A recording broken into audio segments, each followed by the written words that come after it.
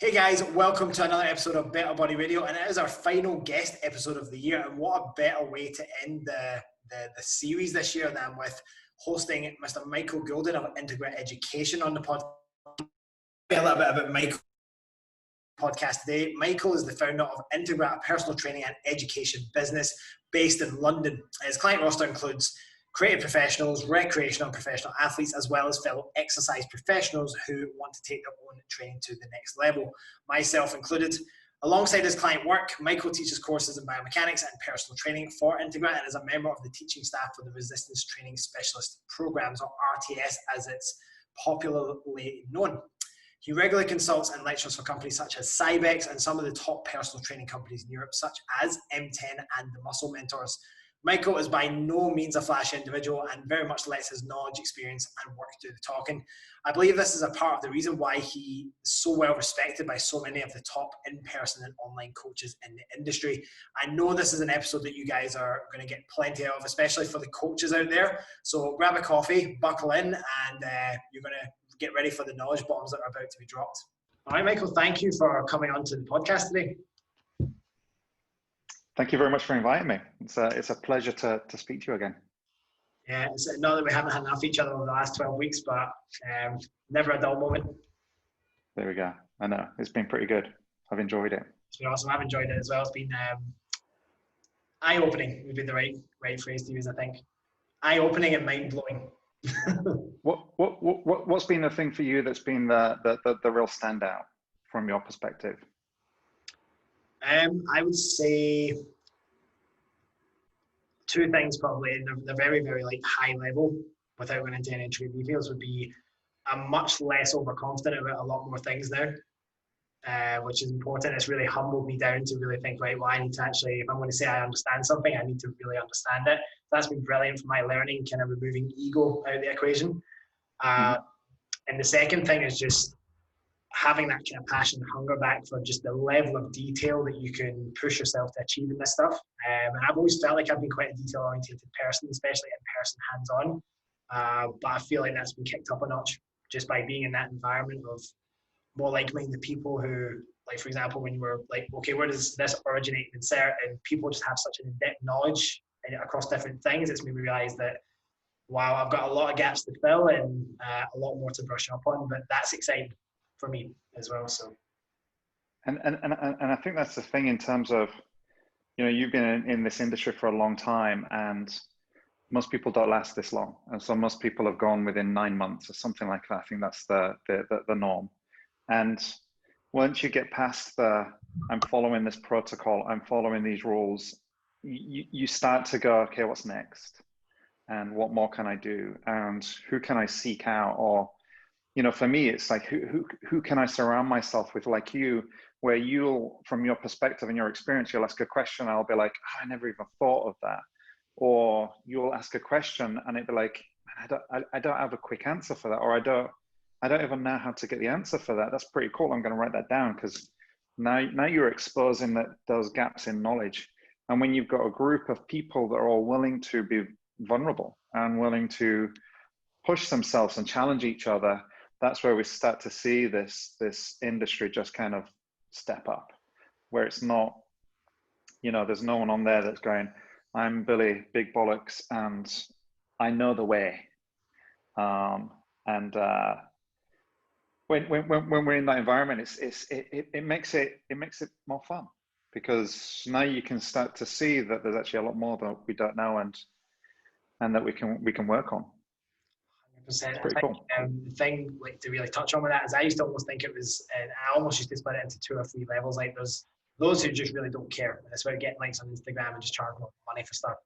And then there's those that turn up and they're kind of, you know, they do it because they kind of feel like they have to. It's the only thing they've got left. And then there's those that kind of really care, really push their standards and everything else. But actually what I realized is there's a multitude of levels in between all of those 3 levels.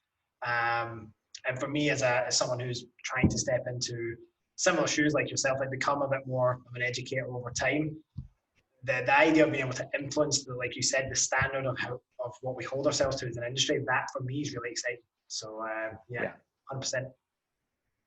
The thing to think about as well is that, you know, what's your average client lifespan? Me personally? You? Yeah. I think probably about between the 2 to 3 year mark has been most recently. So if you take that 3 year, that's 3 times a week. That's 450 sessions. So 450 sessions where you're applying forces to someone, because really that's what we're doing. Let's call them an intervention. You're saying, I want you to eat this food or take this supplement or lift this dumbbell. That's an intervention. So that's 450 sessions, 450 hours. And you've got that potential to transform that individual over 450 sessions. And that transformation could be phenomenal, could impact every part of their life, health, their wellness, their mind, what they do with their families, how they are in terms of when they're in the commute to work, when they get to work, their levels of concentration. Like it could be profound, or you could just fuck them up. And that really is kind of that's you hold that potential. And you know, if you think of the standards of the industry, if you think of, you know, how easy it is to get into this industry, which I don't think we necessarily need to change, but we might not want to say that these individuals are doing personal training until they are able to achieve something that's measurable. But if you think of, let's go to another industry, if we were, you know, in the medical community, or physiotherapists or osteopaths, there's so much in terms of CPD, there's so much in terms of having to justify what they do. How often have you, you're not a good example, but how often have the people listening been to a physiotherapist in the last 3 years? For 2 sessions? 3 sessions? We've got all of this potential and all of this reward and all of this risk. And there's something really juicy there that we could dive into in terms of how could we make a bigger impact? Yeah, that's such a, I think for anyone who's maybe never thought about that perspective, that hopefully it's a big penny drop moment, in the sense that you're right, like most people go to healthcare practitioners like chiropractors, physios, osteopaths, and it is, like you say, maybe 2 hours, 3 hours. Maybe if you get a really serious issue, it's maybe over a bit more of a prolonged period of time, especially if it's maybe been chronic or you've got a really bad acute issue that's occurred. But yeah, I mean, the amount of hours we spend with people relative to primary healthcare professionals is quite significant. And so I think the burden of responsibility we have is far greater than maybe many of us appreciate most of the time. And we got to have the both sides. It's a physiotherapist that does 3 sessions in those 3 years probably can't make an impact on this person's life. We can. With all of that time, we've got that benefit of time on our side. So we get an opportunity to use it. For sure. So if we want. I think that was, for me, a brilliant segue, and hopefully we'll have more of those throughout the episode. I want to dive in a little bit to your backgrounds, because maybe some of the people listening aren't familiar with you, and maybe not 100% familiar with your work. So for those that aren't, or maybe even for those that are listening that are maybe not within the industry, and there may be more clients, like informed clients, that want to understand a bit more about this stuff that we do, or that we call exercise mechanics. Can you give us just a bit of a brief summary of what got you personally into the fitness industry, as well as just maybe a little bit of a highlight reel of your journey to date? Sure. Well, the super short version is my uncle took me to the gym when I was 10. A few years later, I got a job, and then a few years later, I'm here. And there's something in there in terms of 30 years between when I was 10 and now that I'm 40. The journey has been one of, when I was at school, I was studying, and I thought I was going to go into graphic design or art, and I ended up working in a gym at the same time. And I think I was probably like 15 or 16 when I was working in that gym, and kind of started at the bottom, and I was cleaning treadmills and I was cleaning equipment, and then I was able to become a gym instructor, and I was on the gym floor speaking to people, helping people with their exercises. And this was a local, it was a big gym, but it was a local gym in where I grew up in an area of Leeds, which is in the north of England. And that was just the the launch pad for me just getting really excited about helping people, and me getting really excited about trying to just figure shit out. And at that time, if we go back, this is not necessarily pre-internet, but it's at the early parts of the internet, meaning that there wasn't that much stuff that we could do to look online. So it was really magazines, or speaking to the gym owner, or looking at people training and kind of just figuring out what they're doing, and trying to navigate all this. And then for me, just kind of enjoying the feeling of exercise. And I was into different sports when I was growing up, and I just enjoyed the act of going to the gym and just kind of trying to figure out how can this feel good, what makes it feel good, and how could I see some progression. So that was the beginning. And then a couple of years later, I moved down to London, and probably a year or so after that, I opened a studio. So I was fortunate enough, there was a space that I could take on, and I opened a small personal training studio, and I've been doing that ever since. So I'm stood here in the studio now, I'm looking at all the equipment. It's a small place, it's 1,000 square foot. We've got around about 20 pieces of equipment and various things, but it's evolved over the years based upon what we want to do with clients and the kind of environment we want to create. But that's the kind of the route in terms of working. In terms of education, that's always been based upon problems that I've not been able to solve. So, we do a course, and we take the rules of the course, and then we apply it to clients. And, let's say we've got 50 clients, and we apply the same rules to each person, and it seems to work amazingly for these 30 people, but these 20 people, it didn't. And I'll try to figure out why. And so I'd go do another course, and maybe I'd be able to get 35, but there'd always be like 15. Then I'd go do this other course, and now 15 people, it worked really well, but not. And so it's kind of, I kept on doing all of these courses, and, we've all run that thing of having a laundry list of all of these courses that we've done, that we keep on doing and trying to apply it. But it keeps coming back to that there's a problem that I'm seeing, because we measure everything. There's a problem that we're seeing. How can we solve that? And then at some point, which was probably the early 2000s, maybe 2004, I came across this guy in Oklahoma City, which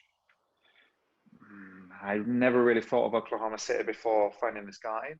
Came across this guy called Tom Purvis, who was talking about resistance training and the mechanics of resistance training.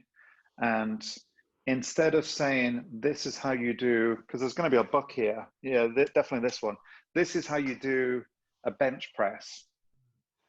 In his materials, it was saying, for this individual, this is what we need to consider. And I was like, oh, shit. This is it. This is, instead of going, this is how you do the bench press, he was saying, this is how you build Ross's bench press. This is how you build Michael's bench press. If you want to develop the pecs, this is maybe the range that we need to go to for this individual because of these factors. And so it was around about that point that I started to kind of dive into more exercise mechanics. So one of the things that people know me for here in the UK and Europe is teaching RTS. And RTS was founded by Tom Purvis in Oklahoma. So that stands for the Resistance Training Specialist Program. And that is effectively the home of exercise mechanics, which Tom considers that, and I agree, having done a master's in biomechanics, he considers that more of a branch of biomechanics. So that kind of is the kind of I don't think that was 3 minutes, was it? I think that was a lot longer than that. But that's kind of the journey. But the route all along is that it's just there's a joy in figuring stuff out, and there's a joy in kind of going, oh wow, that didn't work. Why did it not work? Let's kind of take it apart and figure out what piece. Oh, let's change that. Let's try that. And that's what's kept me going so long. I think that the phrase that you used while we were going through the initial 12 weeks of the RTS curriculum was this concept of constant curiosity. And it sounds like that's something that's always there for you. You're constantly kind of, like you say, trying to solve problems, trying to figure out how do things work, and if I can't quite figure out how that works, where's the best place to go and try and figure that out, and all that Yeah, sort of thing. yeah. The one thing you left out of your intro as well, though, which you probably didn't mention, was that you also studied biomechanics at university as well. And I remember you telling the story about and you wrote a blog article on this as well, which people can, I'll maybe link it in the show notes to this, about the split squat and what you found on that. And I found that really interesting because, like you said, when you're in your class or your research, like you weren't getting really that much support for diving into those sort of topics. People wanted to do the typical cut and dry, maybe subjects that had already been done God knows how many times. Wanted to kind of do something different. I think there's potentially a lot to be said for that. What do you feel was, and this is a complete aside question, didn't prepare this, but what did you feel was the most valuable thing you got from your studies at education and uni? You know, I did a master's in biomechanics, and in the UK we have pre-accredited learning, so we can basically take our portfolio of work that we've done.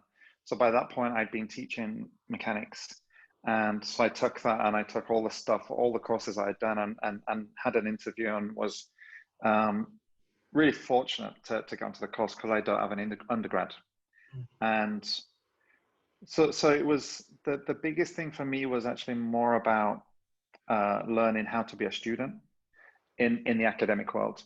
And so that was kind of like not a trial by fire, but it was really tough to really kind of get into statistics and get into an academic level of critical thinking and then an academic level of writing. That blog post, it's on my list to rewrite because it's just really poorly written. I'm not a really good writer. I just kind of do the best that I can. But when you're doing something for a research paper, we need a certain level. And so that was the biggest impact from doing that master's degree, and having access to a lab. So it's kind of, I want to look at the split squat, and I don't really care about the front knee. That thing's been studied. I want to look at the rear knee. So this was back in 2007, 2008. And I really want to see what's the effect on the trailing leg in terms of the forces going through that knee joint.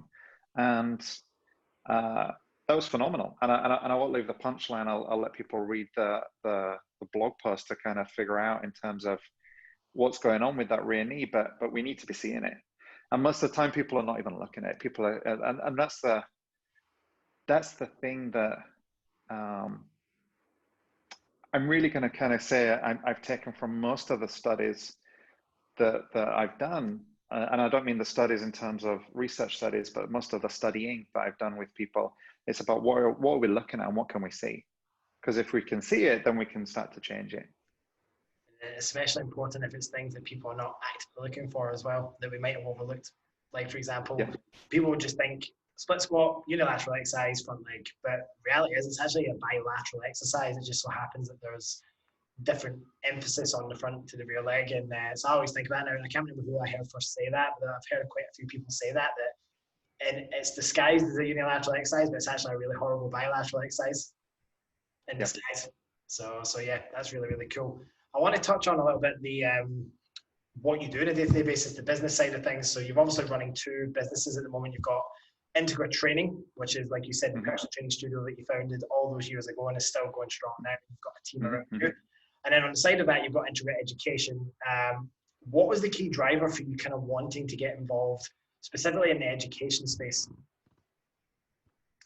Really the same, but there's so many similarities between the underlying desire, and that's to help people. All the way back when I was working in that gym in Leeds, and we're talking 1995, 96, I just wanted to help that person that was just trying to lose weight. I wanted to help that person that was trying to build muscle.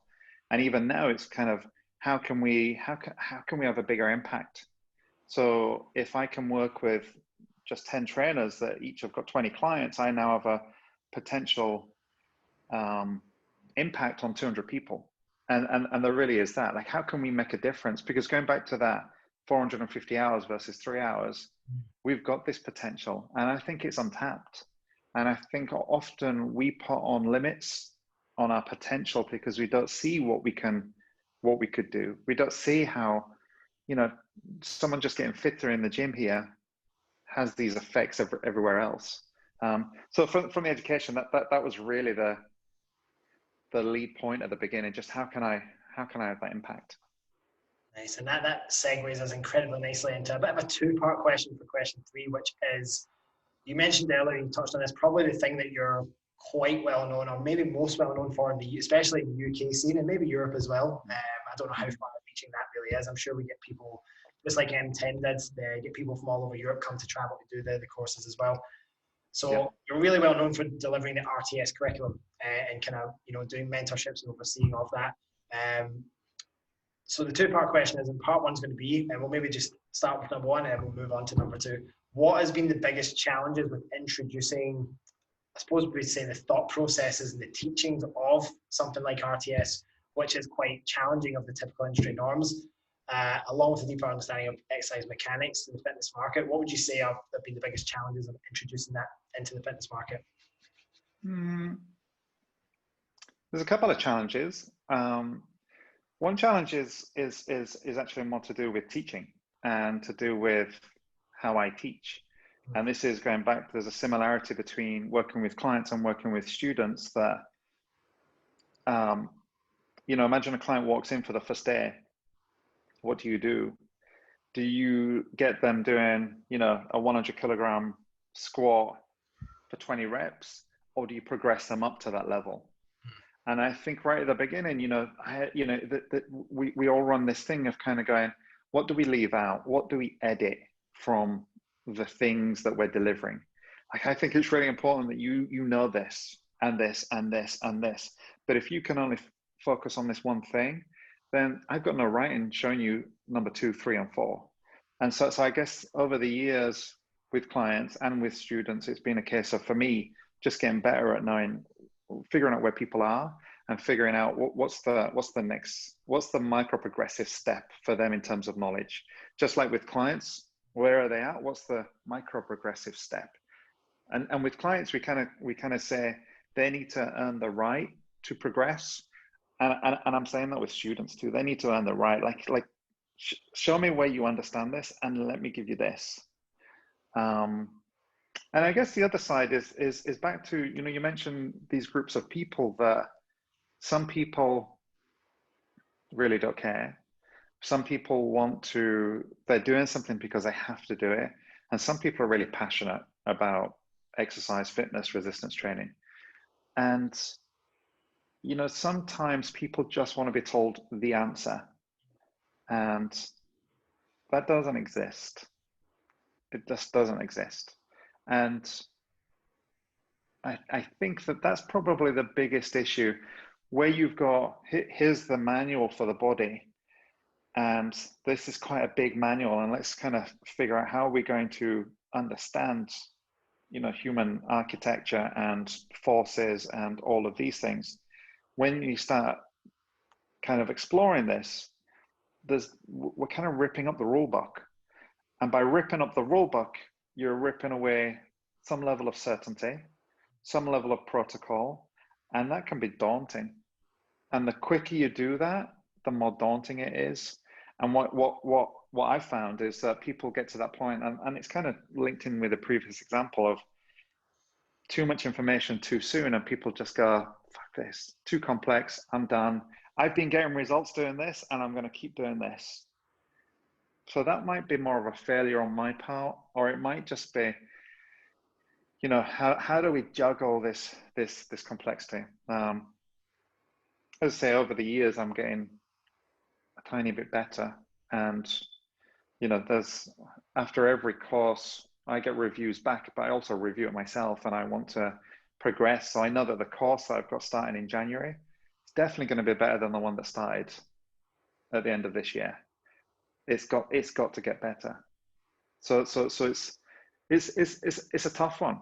It's a tough one when you've got to kind of go, hey, you got to figure this out. Yeah.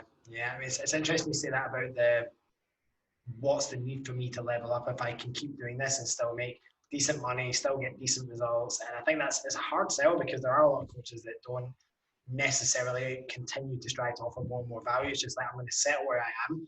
and I'm quite happy just to stay around here. And I guess for me, you could almost argue that, well, okay, if they're not doing any harm to anyone, although how would you know that? It's hard to know. But if you're not doing any harm, then what's to say that they can't just continue doing what they're doing? But I just think that's that level of, I guess, complacency, and because people can scale businesses without being, I think the word you've used before is just accountability, without being held super accountable to their actions. I think that's a big stepping stone. I don't know if we'll necessarily ever fully overcome it, but hopefully with maybe more and more intelligent educators out there who are willing to take the time and the patience to teach and to encourage others to learn more, maybe we'll just slowly but surely just increase the bar, the standards over time.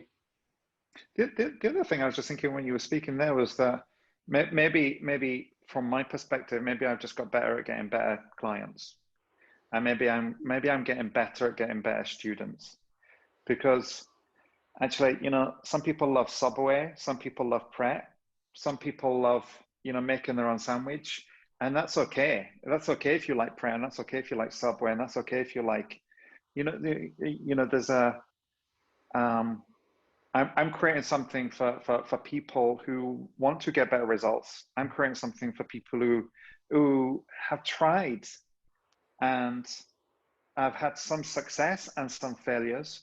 And I'm creating something for people that they get to explore this and actually go a little bit deeper to, as I say, just get more sustainable, better results without the side effects. And that's a hard sell. But there's a ton of people out there that want the same thing. Yeah. And there's a bunch of people that want to learn the choreography, and that's okay. They just won't really enjoy coming onto this. So the more upfront I am about saying, hey, I'm not going to give you the rule because that doesn't exist, the people over here will kind of go, I don't think that thing's for me. And they're going to go to another supplier. And that's kind of cool.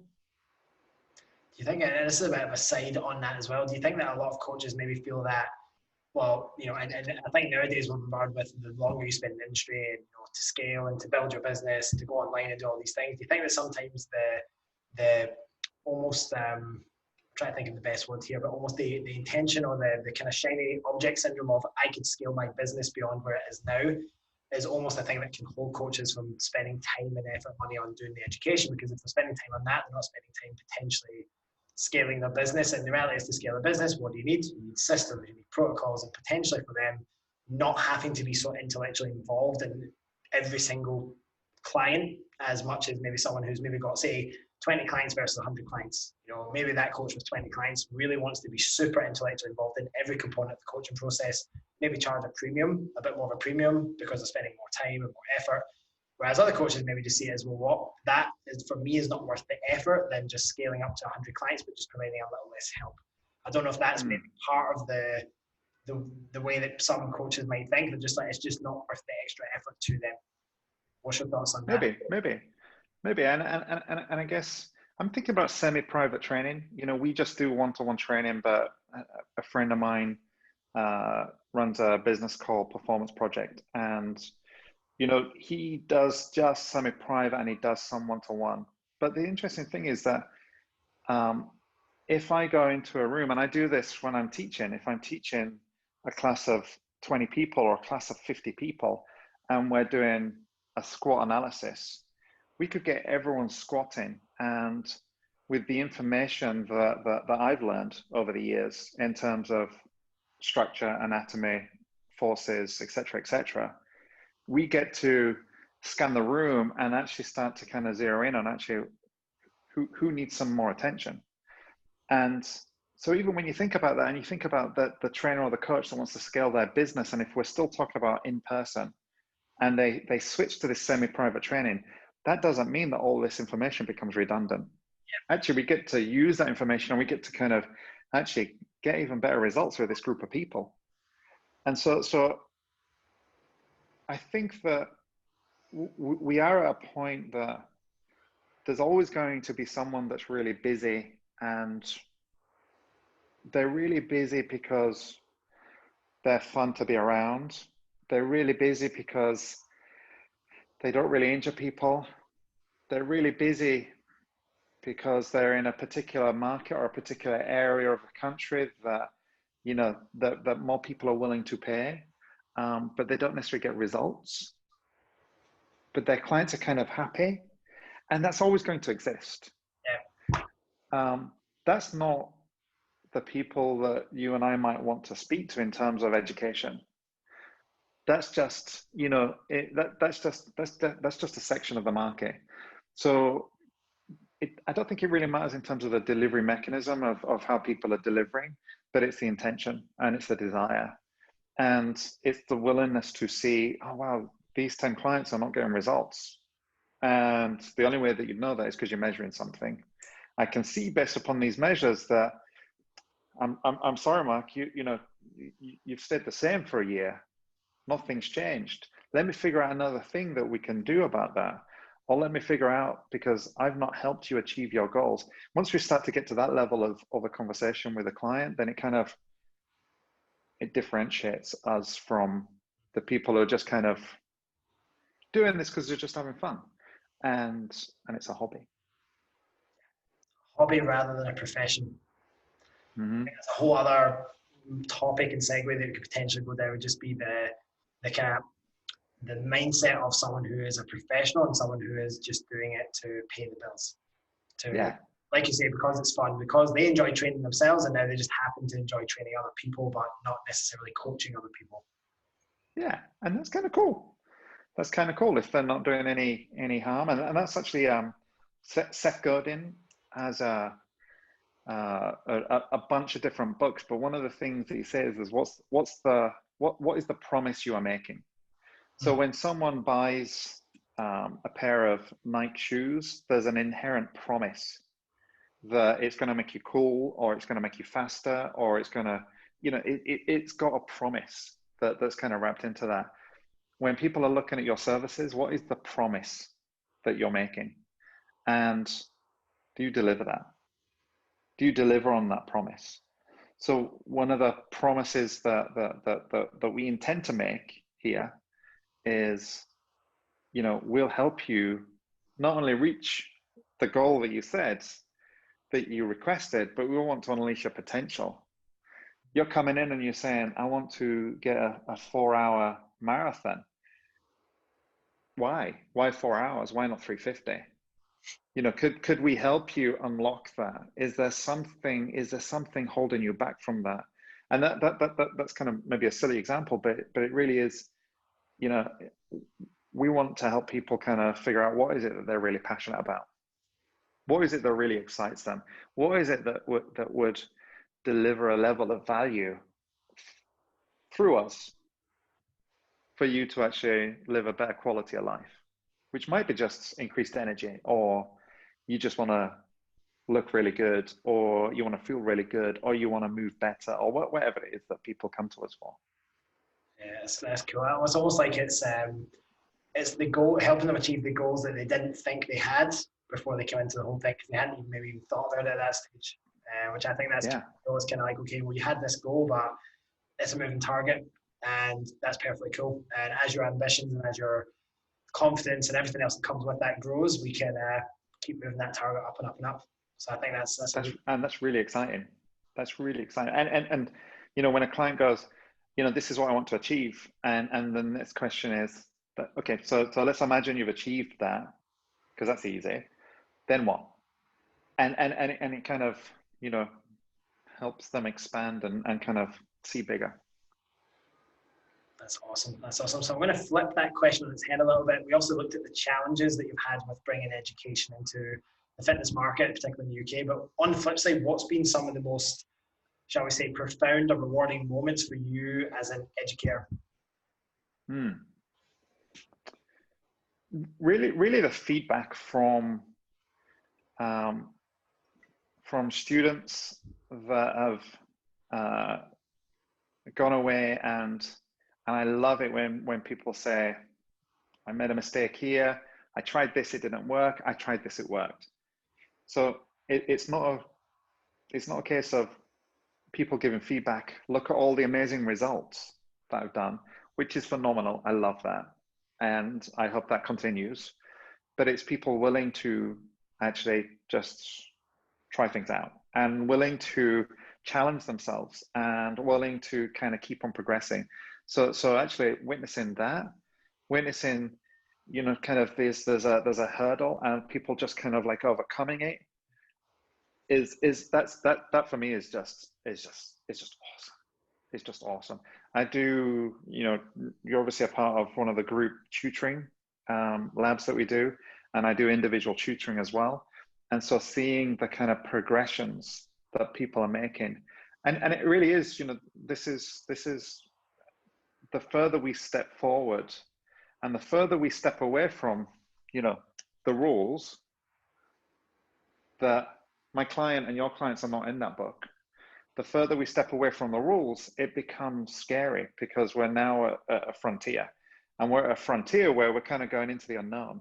And by going into the unknown, it's got the potential to actually create these amazing results that are life transforming for clients, they're transforming for us, they enhance our business, etc., etc.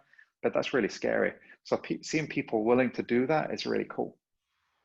Yeah, it's awesome, because really what that is there is it's not necessarily a moment, it's the kind of evolution and progression of your students to becoming more cerebral thinkers, more critical thinkers, asking better questions, looking outside of their previous framework of available, you know, resources and options that they had to solve those problems. So I think that's a pretty cool way of framing it. Is it's not a particular set moment, it's a constant evolution, which is really cool. For all of this, we've got to keep on coming back to why we're doing this.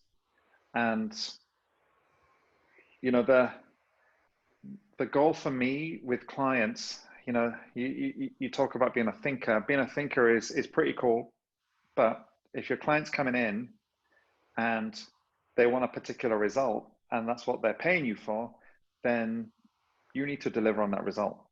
And so we've got this pendulum that kind of swings where people talk about thinking over here and getting work done or getting shit done over here. And it's kind of trying to figure out where is the meeting point? Where is the meeting point? So not only are we being effective, but we're being really efficient. And there's obviously a big difference between those two. So how can we be really efficient in our effectiveness to deliver what our clients want? And that's what this, for me, that's my goal. That's what this comes down to. That's awesome. I like to geek out, and I like to kind of, and you know, we can go down into these rabbit holes. But for the individual tutoring clients, when the clients are presenting, when the students are presenting their client data, what does the client want? Where are they right now? Where have they been? What are you measuring? When are we going to achieve this result? Because that's what they're paying you for. And it's got to come back to that.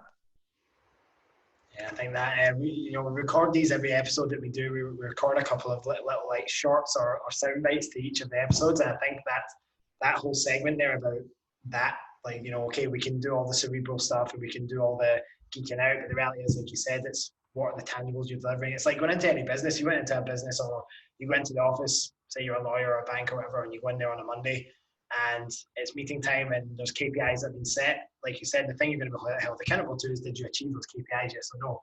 And what we do is no different to that degree, is that people have targets, they have goals. They also, like you say, they would rather spend potentially $1,000 getting to that result than say $5,000 because you weren't efficient with the time of getting to that result. So yeah, 100% couldn't agree more. We and you know, definitely in the UK, and I'm sure around the world, most trainers are self-employed. They're accountable to effectively their clients, but their clients will hold them accountable. The clients will go, and invariably the client will say, I just can't afford it right now. But that client is probably paying for someone else's services. So what they're saying is, I can't afford to waste my time with you. They can afford to pay for personal training. They can afford to get results. They can't afford to waste their time because that's what you're doing. So that's the, you know, I'm an advocate for personal training, and as are you. And I'm an advocate for, we've got to do something tangible and get results. Definitely. So speaking about getting results, the industry, we kind of briefly touched on this a bit earlier, but it'd be good to kind of circle back and dive into it a bit deeper. So you touched on this without even being, I suppose, probed to do so, the kind of barrier to entry within the industry. And like you said, it's not necessarily something that needs to change, but if we are looking at that as one of the biggest challenges that we do have, just that incredibly low barrier to entry, in your opinion, how do you feel we go about raising that general standard of coaching within the industry for the better?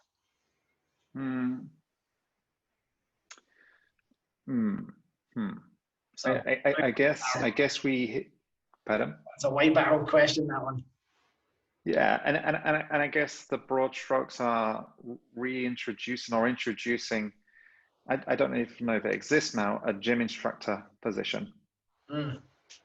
Full-time paid gym instructor, where it's effectively like an apprenticeship, where you're under the watchful eye of a fitness manager who's helping you reach a certain target before you're allowed to put your hands onto clients, metaphorically, before you're allowed to work with clients on a one-to-one basis. And when you get to that point, you know, how do we hold a freelancer accountable? I'm not sure we can. And because of the various business models pre-2020 of most of the health clubs, you know, it's really tough to do. It's really tough to do. So I guess, you know, from the other side, it's actually, how do we communicate with the public, and how do we communicate through our clients in terms of, actually, this is the potential, this is what you should expect. Yeah. This is what you should be demanding from your trainer. If you're receiving this is not an elite level. This is, so it's, I don't have a better answer than that right now. If you'd have asked me a year ago or 2 years ago, I might have come out with a more convoluted answer, but I think it really kind of, I think it's, there's such fragmentation, and there's such a level of disagreement within industry bodies of what constitutes a personal trainer and what constitutes a good quality personal trainer. There's so many disagreements of what we should expect a trainer to know in terms of understanding a hip joint. I mean, if you're going to be loading the hip joint, we need to understand it. If you're going to be passively moving this hip joint, we kind of need to understand what's restricting that, because you're doing a joint manipulation, which chiropractors have got a 4-year degree and osteopaths have got a 4-year degree, but we seem to allow it with our hamstring stretches. So this is probably, I know I'm rambling on this podcast today a little bit, but this is probably the most unsatisfactory answer. I'm sorry. No, I mean, I think I wanted to ask questions that weren't just so kind of, for lack of a better term, like weren't just kind of a bit. I wanted to ask stuff that was a bit original, that required a bit more kind of. But let's kind of dive down a rabbit hole here, because I don't think, like you said, I don't think that question has a straight answer. And I think anyone who could answer it confidently is probably not given a very good answer anyway. I've asked this question to a couple of different coaches who have come onto the podcast that have been doing this for a long time, and to be honest, most of them said some of the same thing. I know Andrew Coates that I brought on, he warned of the potential dangers of actually bringing in like broad stroke regulation across the industry, and that could potentially cause harm. And I think the consensus that everyone's kind of came to is, and I think you kind of alluded to it there, is just encourage more trainers who do want to step up and do a damn good job at what they do, let them shine and let people know about it, and allow the consumer to see, well, actually, that's what good coaching or good personal training can look like. And let's just try and point those people around, so that eventually whatever term you want to use, the bottom feeder trainers, whatever else, those almost, they become surplus to requirements because they just don't meet a certain minimum standard. So I think, like, I don't know, maybe the only thing we can do is lead from the front and hope things continue to escalate over time. That's it. Do good work. Focus on yourself.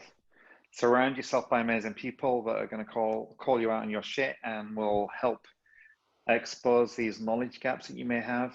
Have a panel of people that you can reach out. I've got this client and I'm trying to kind of figure out the you know, as a self-employed trainer, if someone's listening to this, they're a self-employed trainer, you know, if you're working in one of the big facilities, they're happy for your rental payment every month.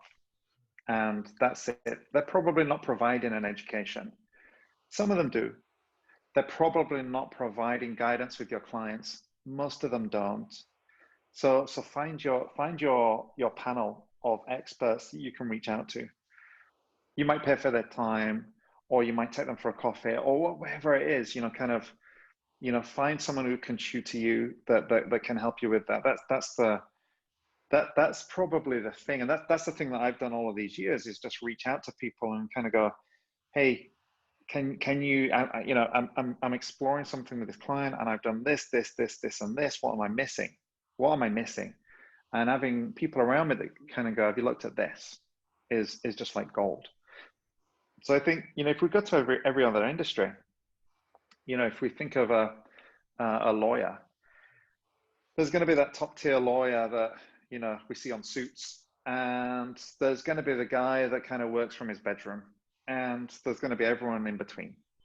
And that's just the nature of the world. So I guess it falls on us to keep doing good work. And something that I'm really guilty of is not being out there and actually sharing that, and that's where the education vehicle is actually important for me, because that is my way of sharing actually the thing that I've been doing for 25 years. Yeah, 100%. I agree. I think if you hadn't done that, it would be a great disservice to the world to not share that, especially when you've taken the time and effort to learn so much valuable, applicable knowledge, to not pass that on. It's almost like you have a duty of care to do just that.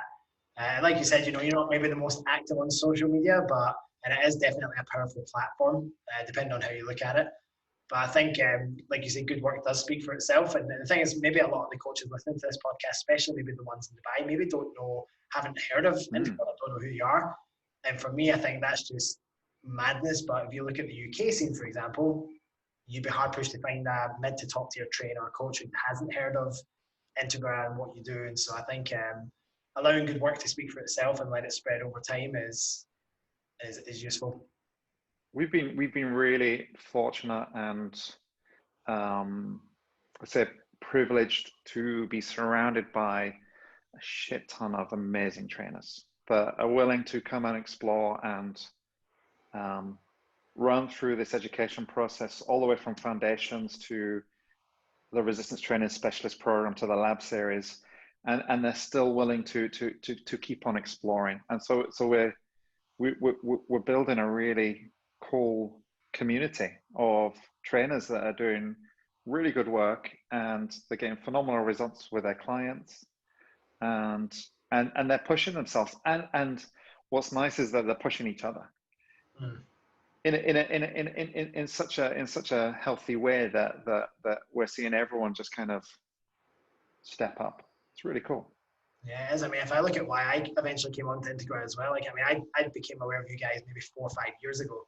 And Dubai is tough because, and I guess that's why I'm kind of launching my thing out here as well, because I almost wish there was something like what you guys offer here, like when I moved here 8 years ago, but there's just been nothing. And even when I was back in the UK 8 years ago, I wish I had a group of like-minded individuals to be around and learn from, because I didn't really have that either. There's one thing I wish, almost not regret, but more about looking in hindsight, if I could have had more people around me that were kind of where I wanted to get to earlier, I probably would have progressed quicker. And I can see why coaches are in environments like M10, for example, do so well, because it's an environment that pushes excellence and a kind of mastery. And it was actually when I started working with Callum, and obviously seeing all the Muscle Mentor guys getting involved in this and all singing the praises. And I thought, well, that's really cool how far this thing has came. Like, I remember seeing Integra, and I remember it was Luke from the PT Collective, it's now called. Is that his name? I saw him initially, like, this was years back, I think, when he competed and stuff, and I saw that initially, and that was my first exposure to you. And it was when you were going through the skeletal model with all the attachments, and that was like 5 years back. I remember that, and exposed that again 2 years later when I started working with Callum 2 years back, and that was the things that kind of finally pushed me. I was like, man, like, this has really picked up steam, and there's a lot of people getting behind this. So I think it's great, the community that you're kind of building with Integra, and like you say, it's phenomenal the amount of really good quality coaches that are getting into it. Yeah. And like I say, it's actually, if you think a culture within a business or within an industry or within a community, it's not about one person, it's about everyone who's involved.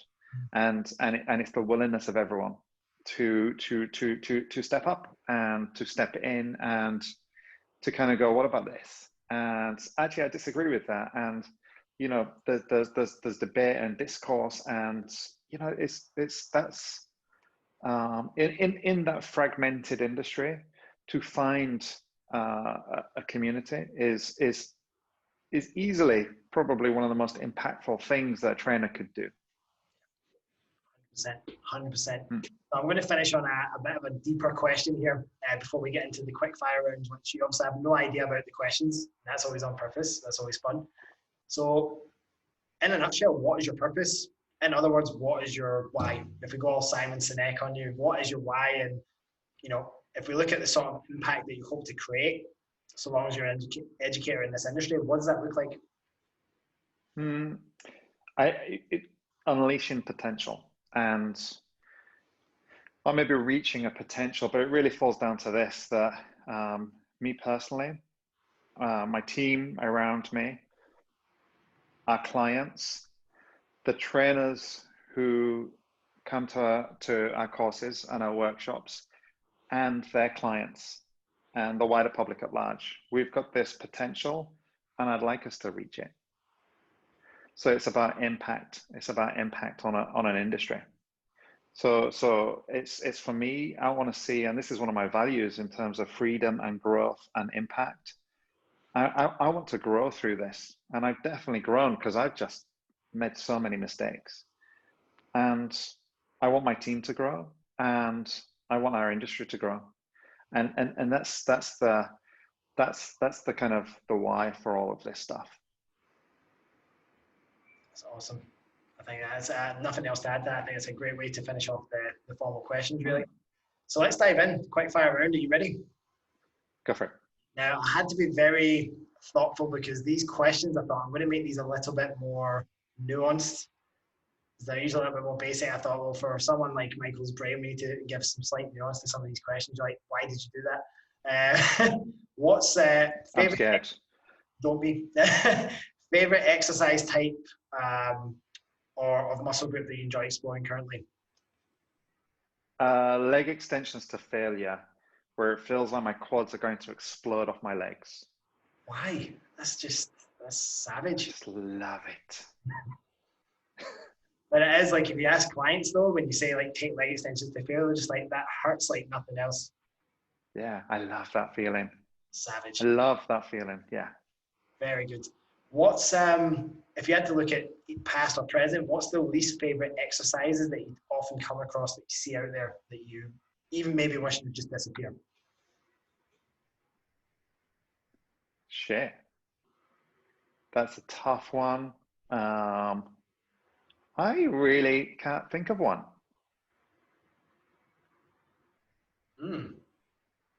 That's the hardest question you've asked me today. Nothing's off the table. It's just why. Nothing's off the table. Nothing is off the table. I don't know. Maybe Nordic hamstring curls. We can do them, but why? Your patella's kind of smashed into the floor. It's just really an inverse leg curl. Like seriously, there's nothing magic. You just need to buy a good leg curl machine. You know what's funny about that, and maybe you can touch on this quickly, this might not be quite quick fire, but I want to dive down that rabbit hole while we're on that topic. So I remember I posted about hamstring curls for hypertrophy, and I had a really knowledgeable guy, he's also an educator in the industry actually. Quick question, well, Nordic hamstring curls are great, they've been one of the most studied exercises and they've been really effective in athletic environments, and something just didn't sit right with that. I was just kind of like, but just because there's been research done on it by the likes of Rick and Travis and other people, surely the hamstring curl, if manipulated in the right way for the right goal for the right person, can achieve a similar, if not potentially better outcome. I don't know. This is really simple. Where is the force coming in when you do and this is where we need a little graphic on the screen so if people don't know what this is. You're kneeling up, you're keeping your body level, and you're using a pad or someone's holding your leg down. So someone's hand is on top of your Achilles. So that's where the force is coming in. And as you lean forward, there's more force coming in because you've got this leverage on your patella. And what is a prone leg curl? Well, the force is coming in via the exact same point. The only difference is that you don't have the forces coming into the patella. That's it. So once we kind of remove all of this and kind of go, there's a position, there's a motion, there's resistance, there's support, and kind of see all the variables, then we get to remove the brand name of a Nordic hamstring curl. We get to remove all of these and actually see it for what it actually is, which is just, it's an inverse action leg curl where you're resting on your patella. Yeah, that's it. Unnecessary force through the joint you potentially could just avoid with something else, right? If you've got a decent leg curl, then let's go do that. Have at it. Yeah. What industry sound bites have irritated you the most? I'm so far away from this right now. No pain, no gain. I mean, that's kind of like, yeah. Man, tell me some sound bites. I feel like I'm in a little bubble right now where I don't hear them anymore. Oof. I mean, I guess some of the ones that I've seen in the last few years is, you know, keep your shoulders locked down, don't let your upper traps get involved in things like lateral raises. There's the retract then pull type thing. You know, there's the load doesn't matter. It's just about feeling the muscle working. It's just about tension, even though load is kind of just push. I was at an expo and we were looking at some pieces of equipment, and the sales guy came over and just said, you don't need to worry about all of that stuff. You just get on it and push, and it just magically does what you need it to do. He didn't say the last bit. It just said, just push. So that's a sound bite. And then all the kind of, you know, typical ones, the bar must touch your chest. Your ass needs to touch the grass. So if you don't cut the grass for a bit, you don't need to go as low. You know, you must move full range of motion. Full range of what? Are we talking about the exercise? Are we talking about the joint? You know, so all of those things, which I think people are kind of, or maybe not, maybe I'm in my little bubble, but yeah, I'm definitely wrong. People are still saying that shit right now, aren't they? Yeah, probably. And the stability one's always, I'm going to use this foam pad circular thing to help my client improve their stability. It's like, okay. Yeah. Yeah, so it's still all the same stuff you were exposed to 10, 15 years ago is still happening. Yep, this is functional. This works your proprioception. Oh dear. That's kind of like saying, oh, let's get the wine glasses out, and this is going to help the sense of smell. No, it's going to help your interpretation. Let's kind of dive into this. The thing with all of these sound bites is that you just got to ask the question: how are you going to measure that? Because go back to the balance thing. Look up Wayne Westcott and look at all of his studies with the YMCA.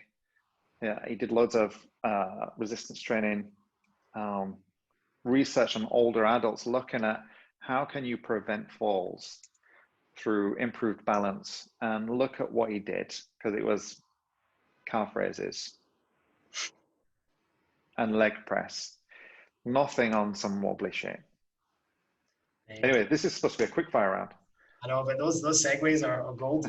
What's an interesting fact most people won't know about you?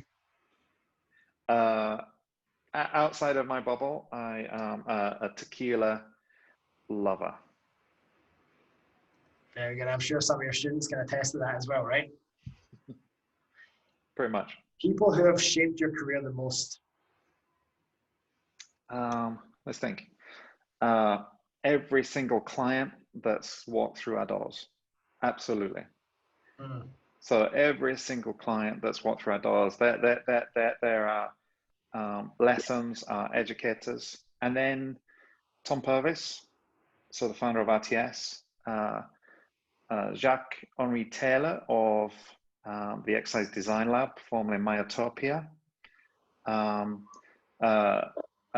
teacher of mine called Charlie McMillan, who now is on to his, I don't know, third PhD.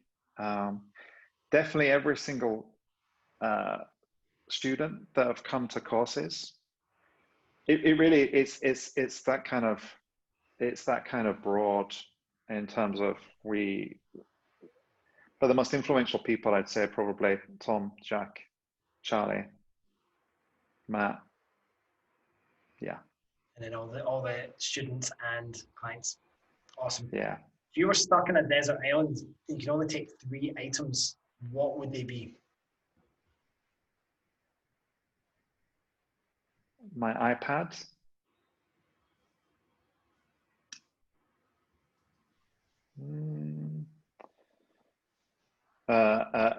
Ever evolving bottle of, ever refilling bottle of tequila, and maybe an adjustable dumbbell set.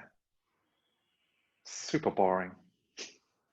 I mean, there's wait a minute. This is basically lockdown. What do you need in lockdown? well, I need some adjustable dumbbells. I need tequila, and my iPad. That was pretty much. This is what lockdown's been, right? Exactly. That's a quite interesting comparison as well. What's been your happiest or proudest moment as a coach and educator? I know I kind of asked that a bit earlier, but if you were to pick like a moment, maybe just say recently, like a moment that stands out for you. I guess even just last week we finished the first round of the group tutoring program, where we've gone through 150 hours of RTS materials, and just witnessing the progression for every single person on there was phenomenal. Because if you think about it, this is over 30 plus weeks, and with everything that's going on in the world right now, with everything that's going on in an individual's life, for them to keep on showing up, keep watching the materials, keep pushing themselves, that's phenomenal. And to witness, so for everyone that's been through courses over the last year, to witness how they've adapted, and they've taken these principles, they've taken these variables, and they've been able to work with clients like us here, where we've had to work with clients over Zoom, and the client might not have anything beyond a wire coat hanger and a piece of rope, and that's it, and you got to construct something from that. To witness everyone's adaptability and willingness to try something and actually get results at the end of it has been that's been phenomenal. Awesome. It's really cool. Who's the one person you'd like to interview or meet in person? It doesn't have to be industry specific, just anyone. Well, obviously Prince is no longer with us. Charles Poliquin's no longer with us. It could be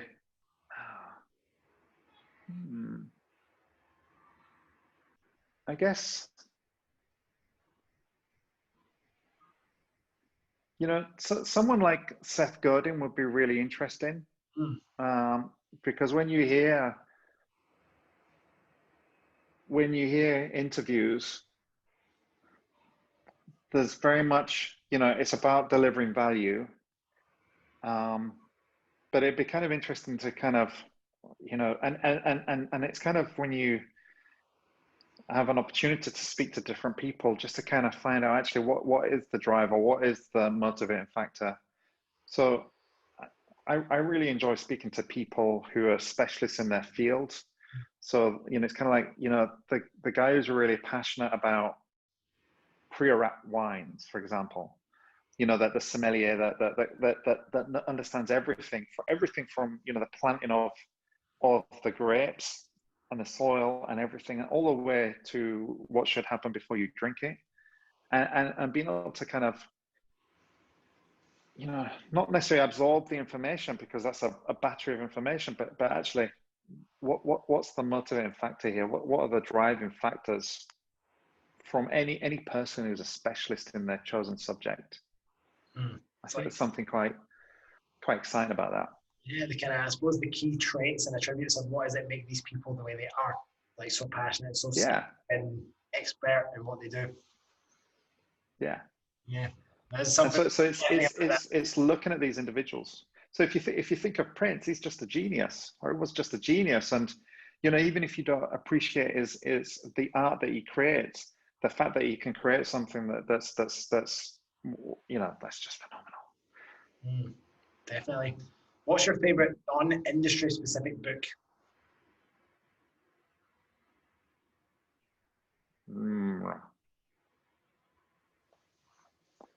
I don't know, because I guess Michael, Switch is. I'm watching this on YouTube bookshelf, like, Yeah, I'm just kind of thinking, because Switch is